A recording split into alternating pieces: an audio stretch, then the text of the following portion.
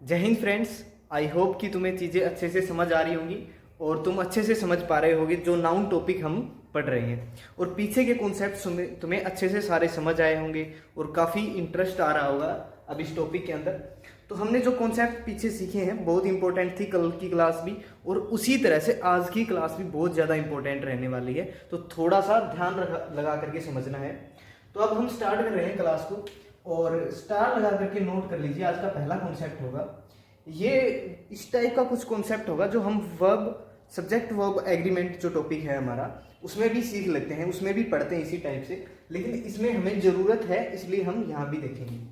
सबको पता है कि एक सेंटेंस की जब फॉर्मेशन होती है वहाँ पे एक सब्जेक्ट, एक वर्ब और फिर उसका एक ऑब्जेक्ट, फिर उसका एक ऑब्जेक्ट, ये नीड हमें होती है। और जो इसकी ये वर्ब होती है ये किसके अकॉर्डिंग सिलेक्ट होती है? ये इस सब्जेक्ट के अकॉर्डिंग सिलेक्ट होती है। अगर ये सब्जेक्ट सिंगुलर है तो ये वर्ब भी सिंगुलर होगी, अगर ये सब्जेक्ट प्लूरल है तो ये वर्ब भी क्या होगी? प्लूरल होगी। यानी कि ये सिंगुलर होगी या प्लूरल होगी, कौन सिलेक्ट करता है इसको? इसका सब्जेक्ट सिलेक्ट करता है। ठीक है, अब तुम्हारे दिमाग में शायद ये डाउट आए कि ये चीज सीखने की यहाँ पे क्या जरूरत थी।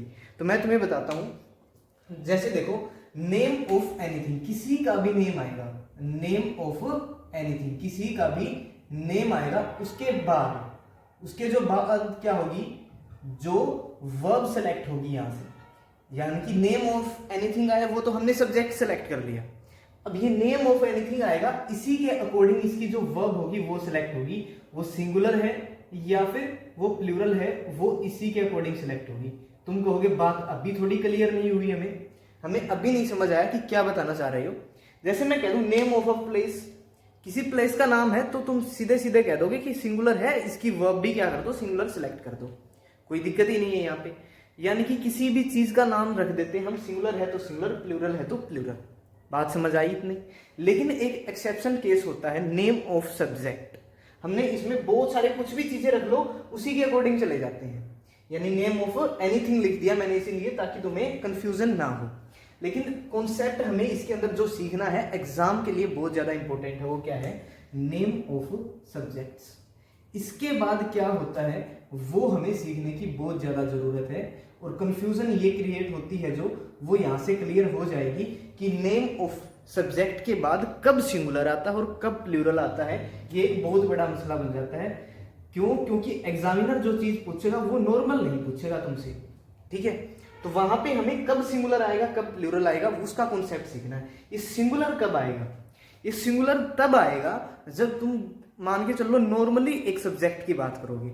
यानी कि मैंने कह दिया इंग्लिश या फिर मैथमेटिक्स या फिर किसी भी सब्जेक्ट की तुम बात करोगे नॉर्मली, तब वो सिंगुलर ही वर्ब आएगी वहां पे। यानी कि वो अगर सब्जेक्ट हम नॉर्मली जब यूज करते हैं, नॉर्मली जब हम उसको यूज करेंगे तो क्या आएगा? वो सिंगुलर होगा। नॉर्मली क्या होगा? इसमें मैं बना देता हूं, सब्जेक्ट क्या होगा उसका? सिंगुलर, और उसकी जो वर्ब है वो भी क्या हो जाएगी फिर? सिंगुलर। अगर वो प्लूरल है तो वर्ब भी क्या? प्लूरल तो होगा ही नहीं ना, प्लूरल तो होगा ही नहीं। अब सीखना वही केस है हमें जो थोड़ा सा एक्सेप्शन बन के आता है। लेकिन जब भी हम किसी के लिए बात करते हैं, यानी कि मैं कह दूं कि माय मैथमेटिक्स, माय इंग्लिश, या फिर जो भी सब्जेक्ट पीछे, यानी कि कोई भी, यानी कि सब्जेक्ट का नेम होगा और प्लस में उसके ICS लग जाता है, जैसे मैथमेटिक्स, और भी तुम बहुत सारे एग्जांपल्स ले सकते हो। तो यानी कि जब उसके पीछे ICS लग जाता है और वो सब्जेक्ट किसी, यानी कि मैं कह दूं माई या फिर यो या फिर आवर, यानी कि जब हम किसका केस का यूज कर रहे हैं? हम पजेसिव प्रोनाउन का। जब हम इन चीजों का हम यूज कर रहे हैं तब उसकी सेंस चेंज हो जाती है। अब शायद तुम्हें लगेगा क्या फिर ये रट्टा लगाने की जरूरत है? नहीं, ये एक एक्सेप्शन है। थोड़ा सा बस यहीं पे ध्यान रखना है कि जब वो माई पर्सनली किसी सब्जेक्ट की बात करेगा तभी वो चेंज होगा, और बाकी कहीं पे दिक्कत नहीं है। अब शायद कोई भी डाउट बचा होगा तो वो एग्जाम्पल से तुम समझ जाओगे। जैसे मैं कह दूं तुम्हें मैथमेटिक्स इज या फिर एन इंटरेस्टिंग सब्जेक्ट। अब तुम खुद ही आंसर कर दोगे इनका। क्यों? क्योंकि अब तुम कॉन्सेप्ट अगर तुम्हारे दिमाग में गया है तो तुम बिल्कुल सीख जाओगे। अगर मैं फिर यहीं पे कह दूं कि माय मैथमेटिक्स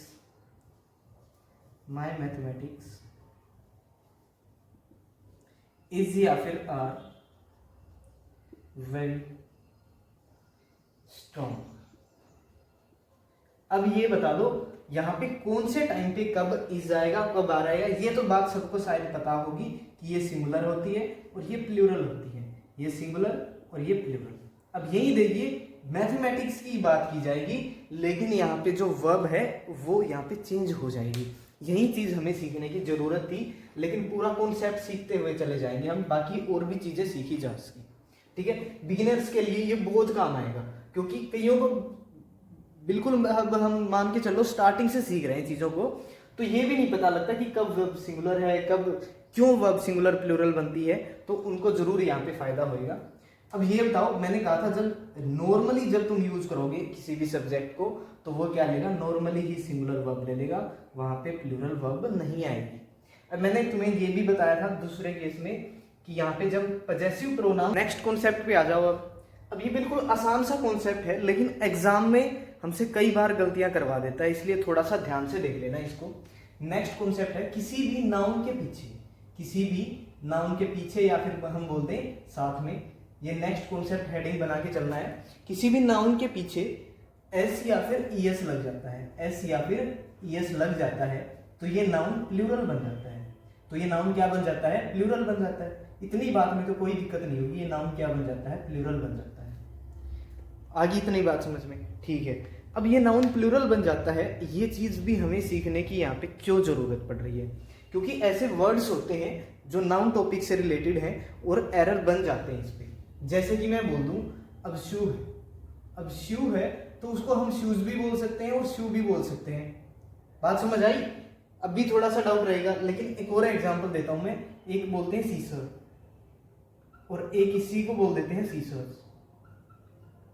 अब सीसर्स, इसका पहले तो मतलब जान लो, इसका मतलब होता है कैंची। ठीक है, अब कैंची होती है वो आपस में क्या होते हैं, दोनों जुड़े हुए होते हैं, उसके दोनों पार्ट्स। तो वहां पे हम अकेले सीसर की बात वहां पे नहीं की जाएगी, ये कुछ होता ही नहीं है, वहां पे वे दोनों साथ में ही है, तो वहां पे सीसर्स की ही बात की जाएगी और ये नाउन क्या बन जाएगा।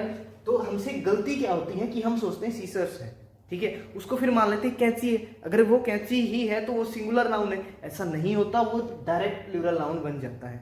ठीक है, तो वहां पे फिर क्या हो जाता है, वो प्लूरल बन जाता है।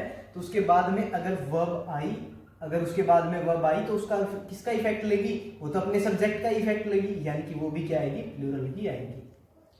आई बात समझ में? अब बात आ जाओ शू की। अब शू है वो तो बिल्कुल अलग अलग हो सकते हैं ना, अगर वो अलग अलग हो सकते हैं तो ये दोनों ही केस बनते हैं। ठीक है, अब कई सारे एग्जांपल्स होते हैं इनके, जैसे मैं कहता हूं स्लीपर्स, ठीक है, फिर एक और सोक्स, ऐसे बहुत सारे एग्जांपल्स हैं, दिमाग में आते जाएंगे, वही लिखते चले जाना। और यही है ना कि हम कितने सारे ऐसे वर्ड्स पढ़ सकते हैं, हम उसका कॉन्सेप्ट पढ़ के चलेंगे कि हमें मेन चीज सीखनी क्या है। ठीक है, तो ये तुम्हें समझ आया होगा, बिल्कुल आसान सा था। नेक्स्ट कॉन्सेप्ट पे आ जाओ, अब इसी के साथ में पढ़ देते हैं हम एक और नेक्स्ट कॉन्सेप्ट। अब है एक वर्ड लाइफ। ये मैं पहले ही तुम्हें बता के चल लेता हूं कि अंडर एस्टिमेट मत करना ऐसे कॉन्सेप्ट को, क्योंकि फिर ये तुमसे गलतियां करवा देंगे। अब ये लाइफ है, अब ये कब सिंगुलर बन जाता है और कब प्लूरल बन जाता है, ये चीज सीखनी बहुत जरूरी है।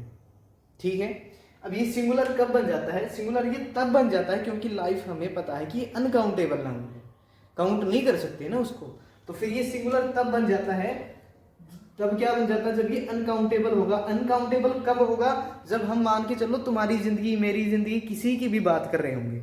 ठीक है, यानी कि हम लाइफ को एज ए लाइफ ही देख रहे हैं कि लाइफ होती क्या है, तब वो क्या बन जाएगी, अनकाउंटेबल बन जाएगी। लेकिन जब एक स्पेसिफिक पर्सन या फिर पर्टिकुलर पर्सन की जब हम बात करेंगे तब वो प्लूरल बन जाएगी। जब हम क्या करेंगे, किसी पर्सन के लिए यूज करेंगे तब वो क्या बन जाएगी, प्लूरल बन जाएगी। अब ये डाउट तो पक्का क्रिएट हुआ होगा कि ऐसे कैसे क्या हो रहा है। जैसे मैं एक एग्जांपल की बात करता हूं तुम्हारे लिए, देखो एग्जांपल, लाइफ इज प्रीसियस। जो लाइफ है वो क्या है, प्रीसियस है। अब यहां पे क्या है, लाइफ इज प्रीसियस। हमने देखो बहुत सारे ऐसे सेंटेंसेस पढ़े होते हैं, लेकिन हम ये रीजन नहीं देखते कि यहाँ पे इज ही क्यों आया था। हम ये नहीं देखते हैं यहाँ पे कि लाइफ क्या है, अनकाउंटेबल नाउन है, ये क्या है यहाँ पे अनकाउंटेबल नाउन है, और अनकाउंटेबल नाउन मैंने पहले भी बताया तुम्हें क्या होता है, सिंगुलर ही होता है। होता तो तुम्हें पता ही है, कुछ भी नहीं होता, वो सिंगुलर एज्यूम करना पड़ता है। तो यानी कि ये जो वर्ब आएगी ये सिंगुलर आएगी और किसके अकॉर्डिंग आएगी, इस सब्जेक्ट के अकॉर्डिंग आएगी। बिल्कुल समझ आई होगी। फिर हम कई बार यूं भी बोल देते हैं ना कि जैसे कोई भी एक्सीडेंट होता है, कुछ भी होता है, तो हम ये बोल देते हैं कि हमने बहुत सारी जानें गंवा दी। तो वहाँ पे भी जो लाइफ है वो पर्टिकुलर पर्सन्स के लिए यूज कर लेते हैं, ठीक है। वहाँ पे ये वाला जो उसका मीनिंग है वो नहीं रहता। अब तुम सोचोगे कि हमें कैसे पता चले एग्जाम के अंदर कि इसमें कौन सा मीनिंग दे रहा है, वो सेंटेंस की जो सेंस होगी उससे तुम्हें समझना पड़ेगा। अब यहाँ पे तो तुम समझोगे ना ये किसी पर्टिकुलर की बात थोड़ी हो रही है, ये सबके लिए हो रही है। तो यहाँ पे ये क्या रहेगी, अनकाउंटेबल। और फिर मैं देखो एक और एग्जाम्पल दूं तुम्हें, वी हैव लॉस्ट 2 लाइफ या फिर लाइफ। अब तुम समझ जाओगे ये तो किसी ऐसे जो मीनिंग पहले आया था वो वाला मीनिंग तो ये बिल्कुल भी नहीं है। यहाँ पे तो हम वो जो सेंस है वो पीछे की पकड़ पा रहे हैं कि हमने वो 2 जाने यहाँ पे गंवा दी, ये कुछ सेंस आ रही होगी इसकी। बिल्कुल अगर ये आ रही है तो तुम समझ जाओगे यहाँ पे ये इसका तो कोई सेंस ही नहीं बनता, इलॉजिकल चीज है। तो यहाँ पे क्या आ जाएगी, लाइव्स, ठीक है। और जो तुम्हें पता है कि क्या है, प्लूरल है। पल्ले पड़ी होगी बात जरूर, अगर पल्ले पड़ गई है तो फटाक से इन दोनों कॉन्सेप्ट को नोट करोगे और फिर हम नेक्स्ट कॉन्सेप्ट पे चलते हैं। अब नेक्स्ट कॉन्सेप्ट पे आ जाओ, ये बहुत ज्यादा इंपॉर्टेंट कॉन्सेप्ट होगा, मैं पहले ही तुम्हें बता देता हूं। मैंने प्रीवियस ईयर क्वेश्चन देखे थे, उनमें बहुत बार इस पे बेस्ड क्वेश्चन पूछे गए हैं, ठीक है। तो ध्यान से समझ लेना इस कॉन्सेप्ट को। नेक्स्ट एक कॉन्सेप्ट है, एक नाउन है और फिर उसकी कुछ यूनिट है, इस टाइप का एक कॉन्सेप्ट है। नाउन यूनिट कॉन्सेप्ट डाल लेना इसको। अब जो तुम्हारे डाउट्स आ सकते हैं या फिर तुम्हें जो चीजें इसके अंदर सीखनी है वो ध्यान से देखते चले जाना। मैंने तुम्हें पीछे भी बताया था, जब 2 नाउन इकट्ठे आ जाते हैं, जब 2 नाउन इकट्ठे आ जाते हैं तो जो पहले वाला नाउन होता है वो क्या काम करने लगता है, उसका एडजेक्टिव या फिर उसका वो मॉडिफायर बन जाता है। क्या तुम्हें ये बात याद है? एग्जाम्पल मैं तुम्हें याद दिला दूं, गोल्ड रिंग हमने देखा था, तो जो रिंग है वो किसकी होती है, गोल्ड की होती है, वो उसका एडजेक्टिव बन जाता था। तो उसी टाइप से हमें यहाँ भी क्या सीखना है, कोई भी एक नाउन आएगा और उससे पहले जो आएगा वो उसका एडजेक्टिव बन जाता है या फिर उसको हम बोल देते हैं वो क्या है, उसका मॉडिफायर है, ठीक है। इतनी बात में तो कोई दिक्कत नहीं है, वो उसका क्या बन जाता है, मॉडिफायर बन जाता है। तो क्या हमें जब उसके पीछे कोई ऐसी यूनिट लग जाएगी, जब उसके पीछे कुछ ऐसी यूनिट लग जाए जो उसको प्लूरल बनाने की ट्राई करे या फिर कोशिश करे, तो क्या ये सिंगुलर रहेगा या फिर प्लूरल बन जाएगा? अब तुम इसे इसका जवाब फटाक से दे दोगे। तो तुम्हारे दिमाग में अगर तुमने चीजें अच्छे से पढ़ी है तो बिल्कुल ये आएगा कि इसका प्लूरल बन ही नहीं सकता, इसकी जरूरत ही नहीं पड़ती हमें। क्यों? क्योंकि ये एडजेक्टिव है और एडजेक्टिव का प्लूरल तो नहीं बनता। बात समझ आई? तो ये क्या रह जाती है, सिंगुलर ही रह जाती है। कैसे होती है वो अब इसके एग्जाम्पल्स के अकॉर्डिंग तुम देखते चलो। 2-4 एग्जाम्पल्स इसके मैं देता हूं ताकि ये अच्छे से क्लियर हो, क्योंकि एग्जाम में बहुत बार पूछा जाता है इस पे क्वेश्चन। देखो, अगर मैं तुम्हें कह दूं 1 रुपी या फिर 1 रुपीज, तो तुम फटाक से इसका आंसर कर दोगे। इतने पागल हम नहीं है कि हम इसको 1 रुपीज बोल दें, हम इसको बोलेंगे 1 रुपी। सॉरी, यहाँ पे भी मैंने रुपीज लिख दिया, तो इसको हम बोलेंगे क्या, 1 रुपी। अच्छा, फिर मैं तुम्हें एक और बात कह दूं क्या, कि यहाँ पे 1 की जगह पे 1 ना होगे, यहाँ पे 2 आ जाता, तब क्या करते तुम? तो तुम कहोगे कि यहाँ पे कुछ और तो है ही नहीं, ये तो यूनिट है इसकी, ये तो क्या है, इसकी यूनिट है, डायरेक्ट इफेक्ट लेगी अपने ऊपर। ये इसकी यूनिट है तो डायरेक्ट इफेक्ट लेगी और वहां पे रुपी नहीं आएगा, वहां पे रुपीज आ जाएगा। रट्टाफिकेशन नहीं करके चलना है, 2 है तो प्लूरल कर दो, नहीं, इसका इफेक्ट आ रहा है इसके ऊपर, अच्छे से पढ़ के चलना है एक लॉजिकली, ठीक है। फिर मैं कह दूं आई हैव अ, क्यों? क्योंकि अगर तुमने रट्टा लगाया तो अब यहां पे फंस जाओगे। देख लो, आई हैव अ 2 रुपी या फिर रुपीज, आंसर तुम्हें करना है इसका और ऑनेस्टली देखना है कि क्या तुम सही से समझ पा रहे हो। आई हैव अ 2 रुपी या रुपी, नोट या फिर नोट्स। अब देख लो क्या तुम्हें इसका आंसर आता है या नहीं। देखिए, मैं डायरेक्ट तुम्हें इसका आंसर बिल्कुल नहीं बताऊंगा। क्यों? क्योंकि हमने एक ही एग्जाम्पल थोड़ी है और यही पेपर के अंदर थोड़ी आएगा, हमें कॉन्सेप्ट सीखना है ताकि सारे हमारे क्वेश्चन जरूर इजिली सोल्व हो जाए। अब एक बात बताओ, क्या ये टू का इफेक्ट यहाँ पे आएगा या नहीं आएगा? इसका जवाब मुझे दे दो एक बार। तुम कहोगे नहीं, इसका इफेक्ट तो बिल्कुल नहीं आएगा। अब क्यों? क्योंकि ये तो अब एडजेक्टिव बन चुका है, उसके बाद उसका नाउन है आगे। जो बिगिनर है, थोड़ा कम समझ आ रहा है, वो समझो बात को ध्यान से। वो अब एडजेक्टिव है, उसके बाद नाउन है, इसके ऊपर इफेक्ट नहीं आएगा। ये इफेक्ट अब नहीं लेगा, यानी कि इसके तो कोई चांस ही नहीं है। इसके अब यहाँ पे कोई चांस नहीं है, तो फिर क्या आएगा? तो फिर तो पता ही है, ये तो एडजेक्टिव है, आसानी से एडजेक्टिव बन जाएगा। इतनी बात में कोई दिक्कत नहीं। फिर बात आएगी, क्या यहाँ पे फिर क्या इफेक्ट आएगा? तुम कहोगे क्या फिर इस टू का इफेक्ट यहाँ पे जाएगा? नहीं जाएगा। उसके पास 2 रुपए का नोट है, उसके पास 2 रुपए का नोट है, यही बात बोली गई होगी ना। अगर ये बात बोली गई है तो मेरे को एक बात समझा दो, ये तो ये बात कह रहा है ना कि ये 2 रुपीज नोट, यानी कि ये 2 रुपए का नोट, और नोट कितने? एक है, तो इसका इफेक्ट ही जाएगा ना फिर। तो वहां पे नोट्स नहीं आएगा, वहां पे नोट आएगा। तो तुम कहोगे ये तो बड़ी कंफ्यूजन वाली बात होगी, हम तो कहीं ये ना कर दे एग्जाम के अंदर कि 2 है तो फिर इसका इफेक्ट लगा दे। तो फिर ये चीज तो तुम तभी लगाओगे जब तुम रट्टा लगा रहे हो। एक और एग्जाम्पल मैं देता हूं, फिर समझ आएगा।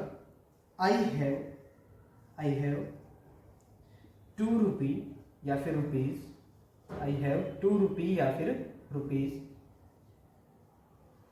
नोट या फिर नोट्स। इसका जो आंसर होगा वो और सोच लो एक बार दिमाग में, मजे ही आ जाएंगे फिर तुम्हें।